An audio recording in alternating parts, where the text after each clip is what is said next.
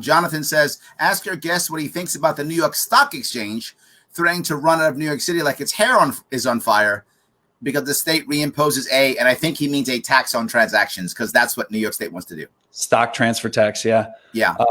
Vehemently opposed. I asked Bill de Blasio, I sit on the budget committee for local governments because I'm on the cities committee. And I asked Bill de Blasio sort of a funny question, like when are the adults going to be in charge? And that's because Governor Cuomo was talking about, hey, we have all of this vacant corporate space in New York City. We need to turn that into low-income housing.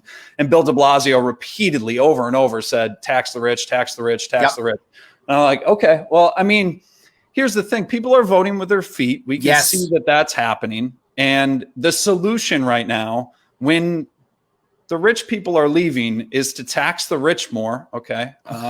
And then the other guy's solution is, hey, the corporate spaces that were tax and revenue producing are no longer doing that. So we should bring in lower income earners to fill those spaces. I mean, what do you think the result's going to be? It's same thing with your question about the stock transfer tax.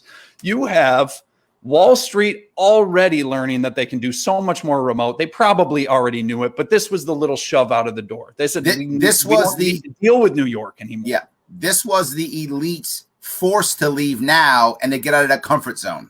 You're totally correct. Because most of my clients my day job is coaching, teaching, training. With COVID, since His Majesty has deemed me non-essential, most of my work now is coaching. And most of my coaching clients are in either tech, law, or finance. And most of them are, if not wealthy, well off. Some of them are wealthy. Almost all of them have second homes, right? So they have a home in North Carolina. They have a home in Florida. They have a home in Connecticut. They have a home, some upstate, some Long Island, but most out of state.